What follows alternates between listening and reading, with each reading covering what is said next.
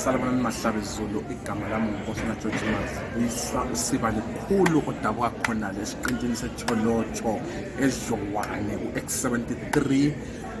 ngokusebenza sitholakala kobulawayo konke zathunga komfazi utshaya indoda ezenza zenzakala zonke izinto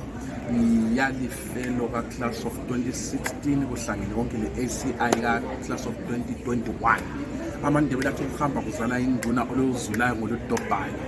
sawela kundonga zaseMelika eHanover ngangise Dartmouth College lapho ngafunda khona kwezamabhizimusi lezokuzithuthukisa amandebele athi isikhwehle ngesikhala sigijima yikho lapho esafunda khona ukuphanda lokuhlanganisa into eziningi ezitshiyeneyo kungamathuba okuviyo wonke lawa esiwaphiwe yi-US Embassy esixubanisa labantu abasuka endaweni ezitshiyeneyo kuzwekazi le-Afrika abanye besuka eNigeria abanye besuka eZambia sahlangana sibambisana lindima yokwakha amabhizimusi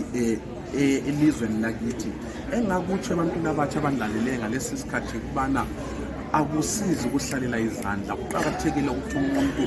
asukume abalelwe phakathi kwabanye abantu abazama empilweni njalo nxa ngikhangele iprogram enjengeyalamuhla yenziwe US Embassy i-alumni ukuthi basilethe sonke sisuka kumagumbi amane eZimbabwe ngama-programs atshiyeneyo abanye yi-LVP besingazani abanye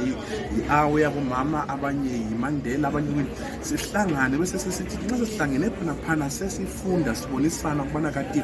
lelo khubo olibambileyo